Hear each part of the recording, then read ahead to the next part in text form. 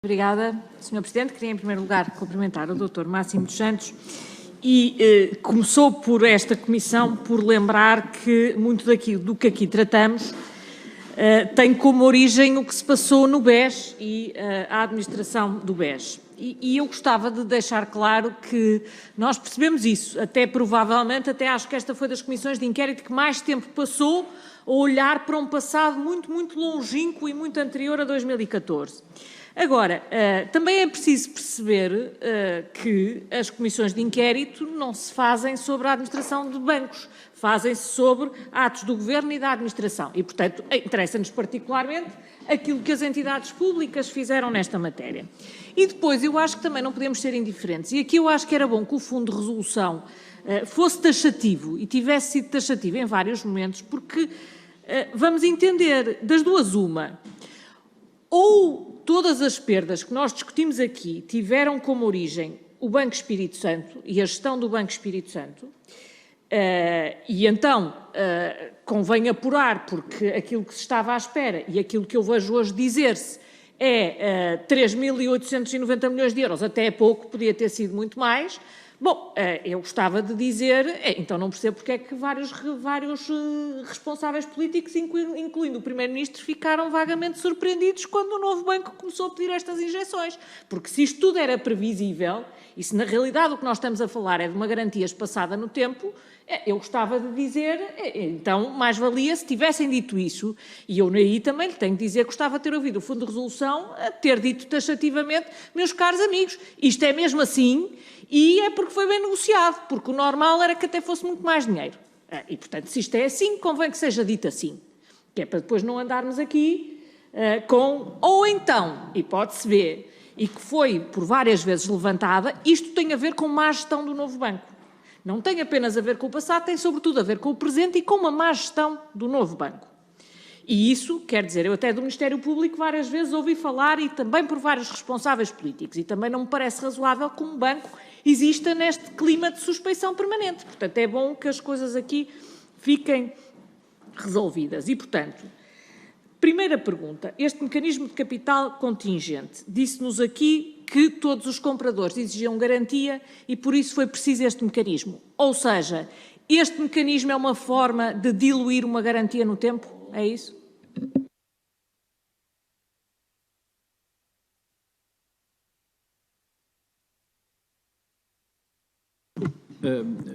Bem, primeiro cumprimentar a senhora deputada Cecília Meireles. Vamos lá ver, pronto, só uma brevíssima nota, sobre isto da CPI, eu não quis, eu achei que era importante, sinceramente, quer dizer, no meio da discussão mediática, reafirmar esse o princípio sobre o qual não tenho a menor dúvida que todos que aqui estamos comungamos, isso não era esse o ponto, mas era, quer dizer, trazer um bocadinho isso também a terreno para ver do que é que estamos a falar, porque estamos muito para além da má gestão nessa situação anterior, não é? Estamos perante outras coisas muito mais complicadas. Mas agora, ainda então, à sua pergunta, repare, eu também eu não quero ficar nem naquele registro, é tudo previsível e isto é inevitável. Não, eu acho, vamos lá ver uma coisa, eu acho que o documento base é a decisão da Comissão, independentemente de algum enviesamento. E aí, o documento da Comissão diz-nos muito sobre, porque não é a minha avaliação, ou de um consultor, ou do... Não, foi da Comissão Europeia, que é um órgão que, nesta parte, a Direção-Geral de Concorrência, e aí, de facto, o retrato, como todos os seus deputados já leram, é muito drástico. Não é? Agora, também não vamos dizer que é inevitável, porque o problema da mensagem... Eu tenho que dizer isto em minha defesa, entre aspas, que é o seguinte, o fundo podia ter sido mais claro ou não, mas, repare, na minha ótica, o fundo foi transparente quanto deve neste sentido. Nós temos as nossas demonstrações publicadas, financeiras, temos as nossas contas, temos o site com imensa informação, tem vindo à Assembleia. Agora, não me cabe, quer dizer, é que Uma coisa é a transparência, a transparência, sim, da comunicação política, isso é um assunto. Outra coisa é a transparência dos procedimentos do órgão, da instituição Fundo de Resolução, isso é outro. E repare, também não seria, imaginem que eu chegava aqui em 2017, como cá estive, e dizia, olhem, temos esta garantia, e, mas não pensem nisto, estamos aqui, isto vai ser tudo para gastar. Não me chamariam nomes bonitos, com certeza, porque não era uma atitude responsável. Quer dizer, então estamos cá a fazer o quê? E, portanto, não é verdade que isto seja inevitável. Quer dizer, o risco, é uma questão da probabilidade de chegar aqui, estava dito por muitas instituições, aqui onde estamos. Porque eu também sempre disse uma coisa, eu disse, a certa altura, a vez mais recente que cá vim, seguramente muito me surpreenderia se chegássemos ao limite. Foi a última coisa que eu disse. E não estamos lá. E já estamos em 2021, enfim, mesmo pagando a chamada 2020. Ainda não estamos a meio, estamos mais ou menos a meio, não é? Não do mecanismo, não é? Nisso já estamos a 3/4. O tempo é que ainda só vamos a meio. Pronto, agora repare. Quer dizer, os juízos categóricos sobre estas matérias é assim, a esmagadora, e não há nenhum documento que o negue, quer dizer, a esmagadora maioria, porque os créditos são estes, os créditos não foram concedidos agora. Agora, o alinhamento, às vezes, dos incentivos no contrato pode eventualmente não ser, e das conjunturas, pode não ter sido o mais favorável ao mecanismo neste aspecto. Imagine, por exemplo, bastava isso, que a política europeia de redução de NPLs era um pouco diferente. Bastava isso, dizia, e tal, o novo banco tinha um desalinhamento enorme, mas dizia, olha, vocês têm, por exemplo, vamos por 5 anos. Aí poder-se ponderar, digamos assim, digamos, sem o banco estar a arranjar problemas de supervisão, poder-se eventualmente ponderar um caminho mais lento, eventualmente. Mas, portanto, não foi isso. E eu percebo que não tenha sido, porque o objetivo da supervisão europeia e da Comissão e tudo isso é querer um sistema bancário forte para financiar a economia. Não é um conjunto de bancos tente que não caias. Quer dizer, portanto, a política está certa. Apanhou-nos aqui, eu já disse várias vezes, nós deveríamos ter resolvido o problema do setor bancário mais cedo. Porque já foi tardio quando começámos em 2014. Mas disse isso ao Sr. ex-governador Carlos Costa? Mas, repara, não se trata. Quando cheguei, quer dizer, se calhar até disse em conversas, mas o problema não é esse. Eu entrei para a administração em 2016, já estavam estes factos todos. Isto é uma opinião pessoal, não é? Agora, também reconheço que os instrumentos escasseavam, não é? Os instrumentos escasseavam. Mas, concluindo em relação à resposta à pergunta da senhora deputada, não. O que é aqui decisivo, ou melhor, sim, o que é aqui decisivo é o legado que o novo banco tem relativamente ao Banco Espírito Santo. Dito isto, não quer dizer que tudo deva ser feito e foi muita coisa para que, efetivamente, o banco, porque eu também, o banco siga um caminho que ainda permita trazer ganhos ao setor público, porque não se esqueçam de uma coisa, que eu também quis sublinhar isso na declaração inicial, nós ainda temos que vender a participação. Portanto, se quando isso acontecer, nesse ano, aliás, provavelmente bem, depende do valor, lá está, mas a receita, se os ganhos forem tão astronómicos quanto às vezes se diz da Lone Star, a 25% deles vão para o fundo. Eu acho que não vão ser nem uma coisa nem outra, mas enfim. Mas o que é certo é o seguinte, esses 25% vão ser muito importantes para equilibrar as finanças do Fundo de Resolução, gerarão na altura, se calhar até contribuirão muito positivamente para as contas públicas e, portanto, é um processo que não está acabado. É um processo que não está acabado. Aliás, o Dr. Stock da Cunha também referiu isso, quer dizer, mesmo essa questão de paga o setor público, paga os bancos, quer dizer, já vimos, mas depois no final o que é preciso é que haja uma sustentabilidade. Por exemplo, nós agora, para termos um financiamento bancário, temos que ter uma sustentabilidade no fundo de resolução, senão os bancos não emprestam, não é? E é isso que estamos a demonstrar-lhes. Bom, eu sobre o futuro, eu confesso que depois de tudo o que já ouvi sobre a venda, sobre os vários processos de venda deste banco, olho sempre com algum ceticismo. Agora, quando ouço que ainda vamos ganhar alguma coisa, começo logo a ficar nervosa, porque também ouvi que o banco estava limpo e ontem ouvi que era um cabaz de fruta parcialmente podre. Portanto, as visões foram bastante dinâmicas sobre qual era a realidade deste banco.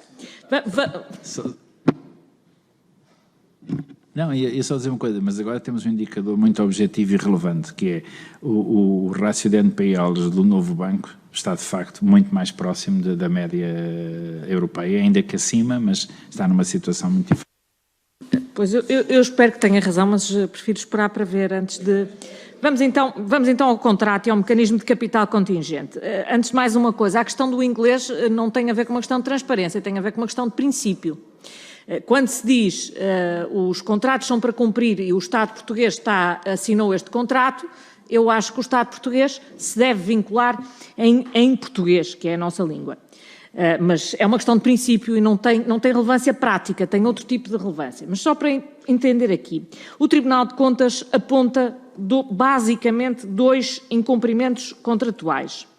Um tem a ver com o novo banco não reportar a informação sobre a execução do mecanismo de capital contingente por falta de formalização do acordo sobre a forma e substância de suporte. Já aqui nos deu informações sobre este incumprimento. Eu quero só perguntar se percebi bem quando basicamente aquilo que diz é que não é cumprida a forma que foi acordada no contrato, mas é cumprida uma forma diferente que foi posteriormente acordada entre as partes. Foi isto que reportou.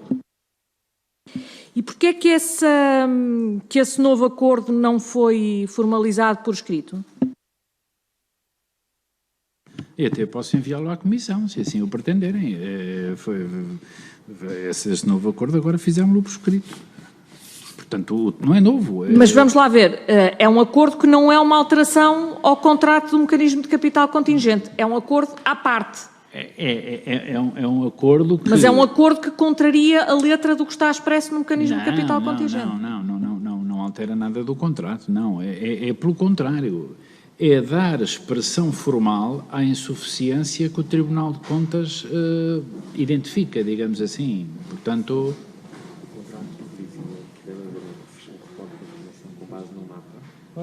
acordar entre as partes. Parece que o contrato existiu. O mapa existiu. E foi acordado entre as partes. Não teve, foi só nas partes. E quer dizer, vamos lá ver, os reportes de informação através dos mapas, isso sempre se fez. Isso é que tem que ficar mesmo claro. O que não havia era um acordo, digamos assim, a institucionalizar isso, passa a expressão, formalizar isso. E agora nós já... aprovámos no dia 14 de maio, portanto já há uma deliberação da Comissão Diretiva, o Conselho Geral de Supervisão do novo banco já aprovou e portanto... Mas eu quero perceber o detalhe, porque o que o Tribunal de Contas diz é, a cláusula 17 fala de um reference schedule, um fecheiro de referência. Sim. Ora, este fecheiro nunca existiu. O que existiu em vez disto, ou o que existe em vez disto, é um reconciliation file, um fecheiro de reconciliação, numa tradução, que não é mencionado no acordo de capital contingente e que foi posteriormente acordado entre as partes. Eu quero perceber se isto é assim. Vamos lá ver.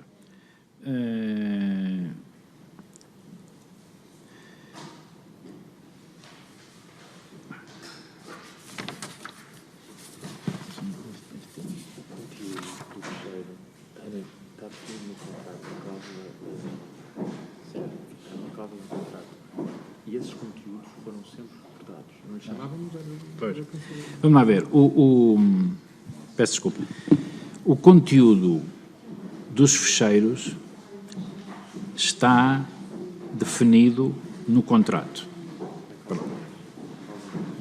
Cláusula 10. Pronto, está definido nos contratos. O que não existia, o que não existia, passou a existir, e portanto esses fecheiros eram preenchidos, eram trocados, eram feitos, o que não existia, digamos assim, era um acordo escrito, formal, digamos, a aprová-lo, digamos, a tê-lo como um anexo, e foi isso que passou agora a existir, não é? Eu, aliás, posso ler o texto, diz precisamente, com referência ao acordo de capitalização contingente datado de 18 de outubro de 2017, celebrado entre o Fundo de Resolução e o Novo Banco, as partes pretendem formalizar por escrito o seu acordo relativamente aos procedimentos que as mesmas têm vindo a adotar até à data e de comum acordo relativamente ao cumprimento das obrigações de prestação de informação relacionadas com o mapa de referência ACC, tal como definido no ACC. E depois tem uma série de considerantes, portanto, e depois tem os anexos com o teor dos fecheiros. Já percebi. E em relação à resposta do Tribunal de Contas, o outro incumprimento contratual ou falta de verificação que o Tribunal de Contas identificava é que o Fundo de Resolução tem o dever de exigir uma demonstração do cálculo do déficit de capital do novo banco. Aquilo que disse é que isso é uma competência do Banco Central Europeu. Ora, o Tribunal de Contas responde precisamente a essa alegação, não consta dos processos de pagamento qualquer documento do Banco Central Europeu.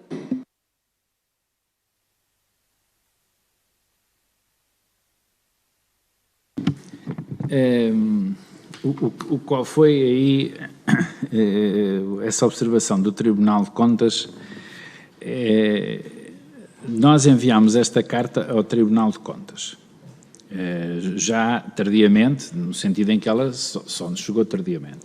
Mas nós tínhamos, reparem o que aí se passou, nós tínhamos uma declaração, eu enviei para esta comissão, nós temos uma declaração, enviei no dia 11 de maio, se não me engano, no dia 11 de maio, uma declaração do Departamento de Supervisão Prudencial do Banco de Portugal relativamente a todos os pagamentos,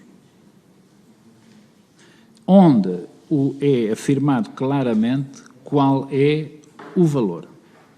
O valor do pagamento a efetuar, ao cêntimo. Ora, o Departamento de Supervisão Prudencial, quer dizer, é parte da estrutura do mecanismo único de supervisão. E, portanto, o que o Tribunal aí quererá dizer é que não se bastou com isso. Quer dizer, bom, e eu acho que não há razão nenhuma para não se bastar, porque quer dizer, há a segregação de funções e, sobretudo, quer dizer, o Departamento da Supervisão Prudencial do Banco de Portugal faz parte da equipa de supervisão conjunta do novo banco e interage com ele todos os dias sobre essas matérias. Portanto, não havia razão nenhuma para não o considerar. Esse procedimento de consulta ao DSP foi articulado com a Exatamente, e falta também dizer isto que é importante. Esse procedimento de consulta ao DSP não foi meramente interno.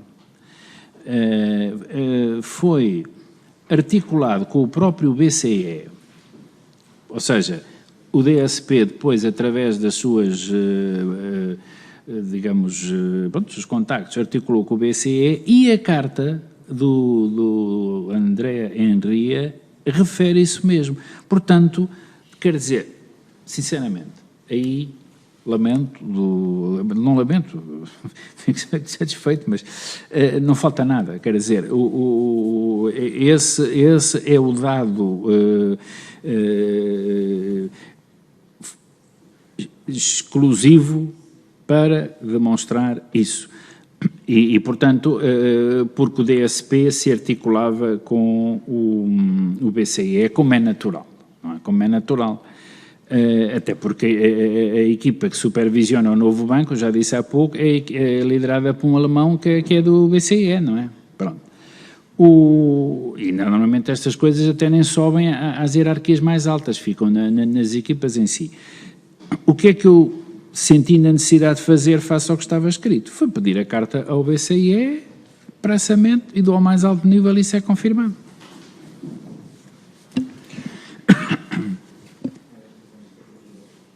O Tribunal de Contas manteve, apesar das suas respostas, manteve a sua visão. E já disse aqui que o Tribunal de Contas aqui não é uma parte, manifestamente, mas também não é um tribunal no sentido que não está a julgar uma causa, está a fazer uma auditoria. Se houver um conflito sobre o cumprimento ou incumprimento contratual, ele não vai ser julgado nem pelo Tribunal de Contas nem por nenhum tribunal português, vai ser julgado por um tribunal arbitral através da Câmara de Comércio Internacional, está certo? Portanto, o foro que o Estado português acordou é esse e não outro qualquer. Bom. Sobre a maximização do CCA, já nos falou das novas regras contabilísticas do IFRS 9, acho que estou a dizer bem, e da diferença entre ele ter logo uma utilização plena ou haver um regime transitório. Já explicou que o novo banco quis fazer logo a aplicação plena num mecanismo que consome muito capital, mas ele tem vantagens óbvias neste momento em consumir capital. Uma pergunta, há mais algum banco que tenha feito isto? Português, naturalmente.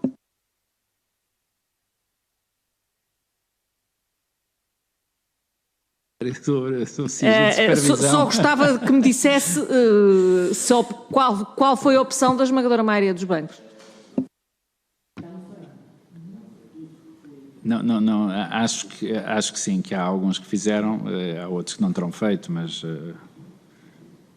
Qual é a opção maioritária? Não sei, eu isso não sei porque, repare, eu diariamente não lido com as matérias da supervisão prudencial, não sei quando elas vão ao Conselho, não é? Ou tenho que me interessar com elas por alguma razão específica, não é? No caso da operação em Espanha, que me parece que também está ao pé de uma divergência entre o Fundo de Resolução e o Novo Banco, consegue-me explicar exatamente o que é que aconteceu? Aquilo que eu percebi da operação é que é uma operação que gera, num ano é registada a perda e depois no outro é registado o ganho, o que tem, obviamente, do ponto de vista do mecanismo de capital contingente, o otimiza, não é? Porque quando é registada a perda, recebe, mas quando é registado o ganho, não paga a diferença de volta ao mecanismo de resolução. É isto? E percebe que isto tem a ver com um mecanismo que é suposto ter dois travões, mas que ao mesmo tempo tem um acelerador. É que isto significa que o Fundo de Resolução tem de facto muito poder sobre os ativos que estão dentro do mecanismo de capital contingente, mas não tem praticamente poder nenhum em relação à gestão global do banco. E o que é que isto significa? Significa que há aqui um incentivo forte para, na gestão global do banco e sobretudo nos ativos que estão fora do CCA, acelerar o reconhecimento de perdas enquanto o mecanismo funciona e deixar para depois ganhos que até poderão ser ganhos extraordinários, mas nessa altura não há pagamento da diferença. Assim nós temos agido, porque a sucursal em Espanha do novo banco não era um ativo CCA. Eu sei que tem agido, não é uma apreciação a fundo de resolução. Estou-lhe a dizer é que o mecanismo está desenhado de uma tal forma que tem incentivos claros para se fazer uma, digamos assim, uma limpeza de balanço bastante acelerada, para utilizar num balanço que teoricamente já estava limpo, segundo dizia o Banco de Portugal em 2014. Muito obrigada.